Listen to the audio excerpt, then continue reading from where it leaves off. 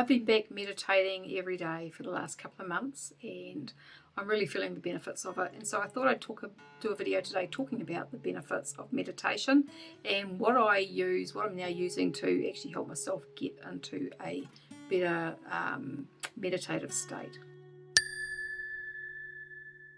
Hi there, my name is Sue. Welcome to my channel. I have been, as I said, meditating for the last couple of months every single day. Now, I've been a meditator off and on for years. I remember buying my first book about meditation many years ago. I was probably maybe in my 20s, and I wish I still had that book because it was actually quite interesting, but I don't really know what happened to it. It must have gone in one of our moves. But there's a lot of information around these days about meditation and the benefits. I was just having a quick look at a website, and they've got a list of benefits which I will read out here. So it says the emotional and physical benefits of meditation can include giving you a new way to look at things that cause stress, building skills to manage your stress, making you more self-aware, focusing on the present, reducing negative feelings, helping you be more creative, helping you be more patient, lowering resting heart rate, lowering resting blood pressure, and helping you to sleep better. And then it goes on to talk about meditation and illness and how meditation may help people with symptoms of all sorts of conditions such as anxiety, asthma, cancer, chronic pain, depression, heart disease, high blood pressure, irritable bowel syndrome, sleep problems, and tension headaches.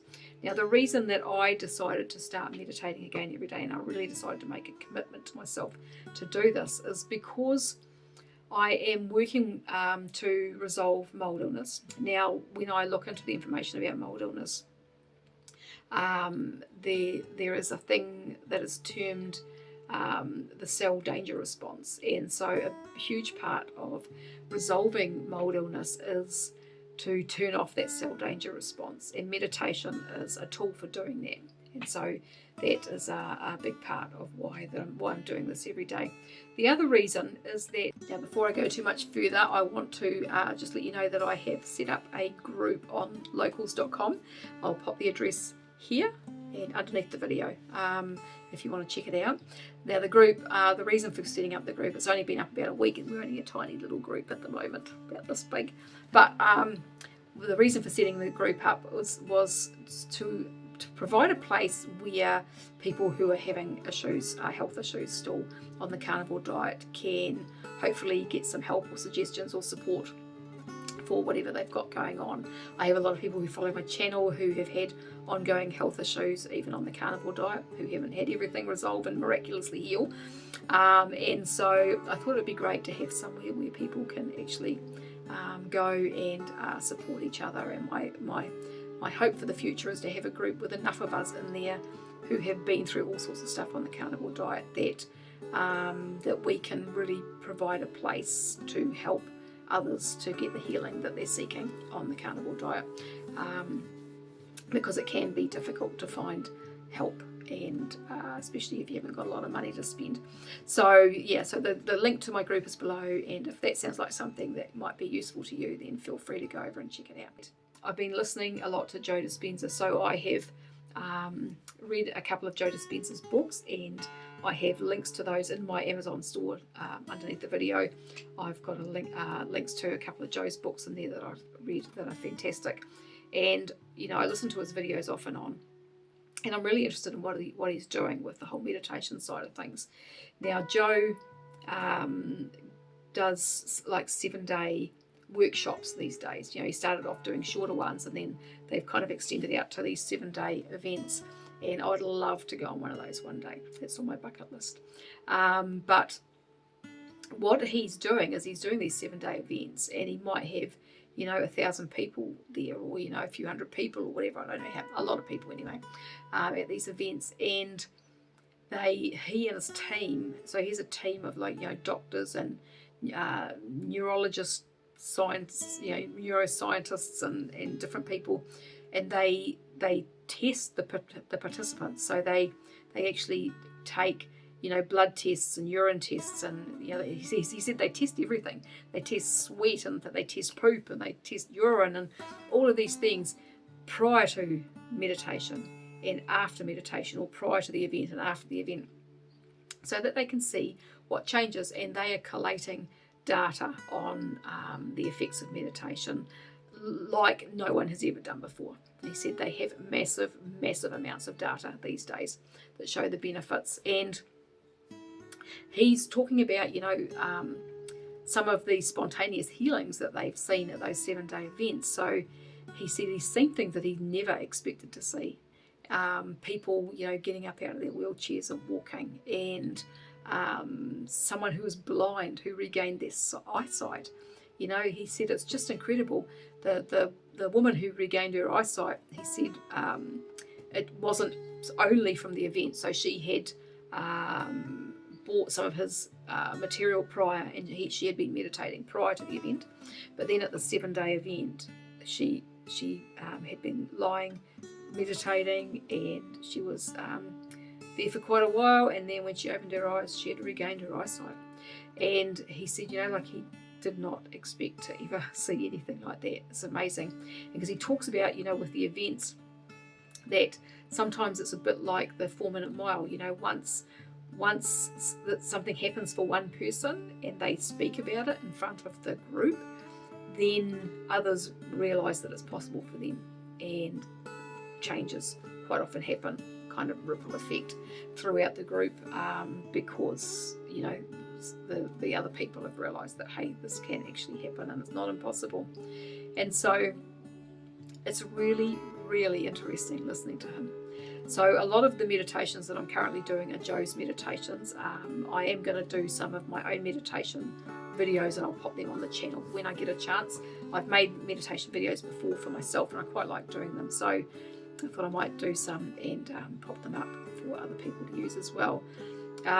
What I'm finding at the moment is I've actually been kind of looking at different information about meditation and getting into different brain states, and then I came across a product which is a recording that puts you, if you listen to it, it puts your brain into a theta state.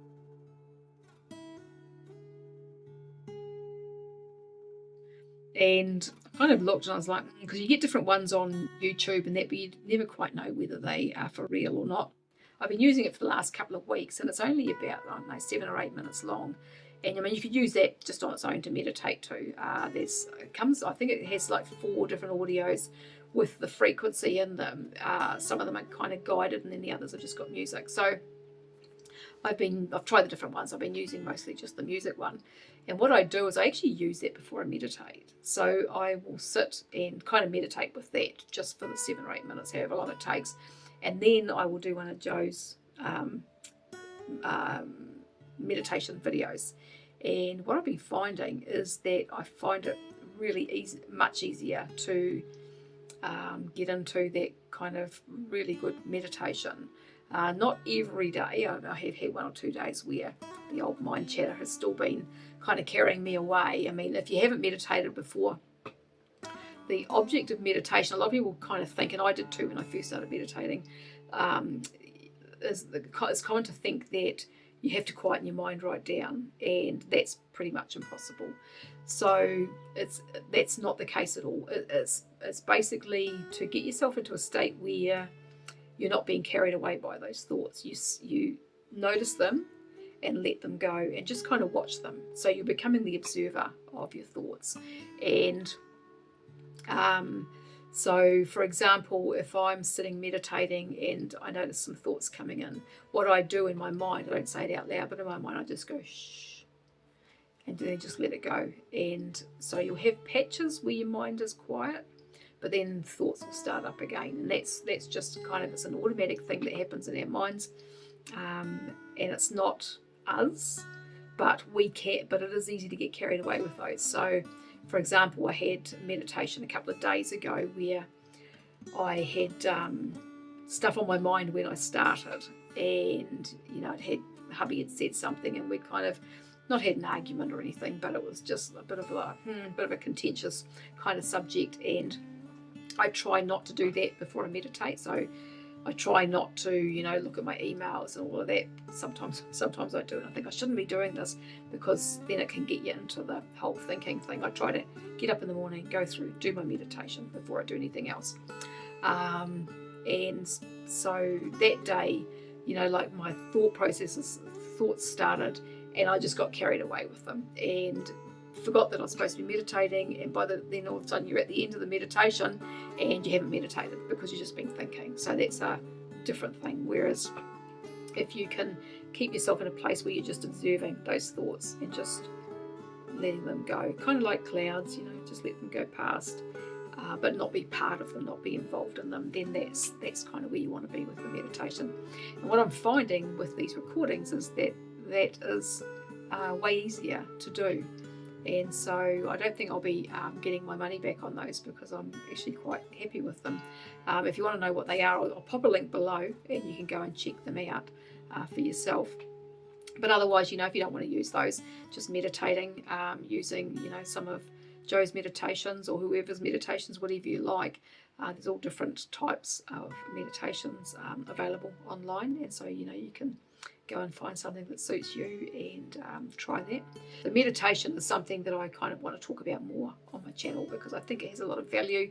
And I think, for those of us who are eating a carnivore diet, I've said this on another video just recently, for those of us who are eating a carnivore diet and trying to improve our health, I mean, it depends on what your focus is, but the diet is only part of it. In our kind of very modern world, we are exposed to all sorts of things that mess us up. It's not just the food. The food is a huge part, but it's not just the food. And stress and busy lives and all that sort of thing all play a huge part, as do chemicals and things we're exposed to as well. That's something else I'm going to talk about more too. So my kind of focus is more now about finding ways to live the way humans have lived traditionally.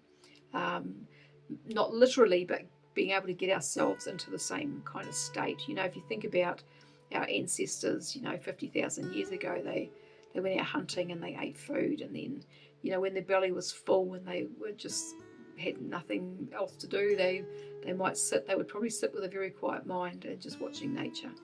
No stress, unless something came out of the bush and was going to try and eat them,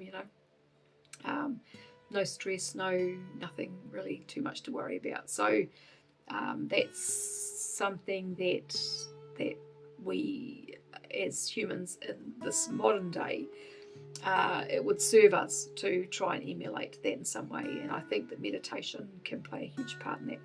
So if you've meditated, or if you've got any comments or questions, feel free to comment below and I'll get to those as soon as I can. If you like this video, make sure to subscribe and like and share with anyone you think might be interested. And I thank you very much for watching, and I will talk to you again another day. Goodbye for now.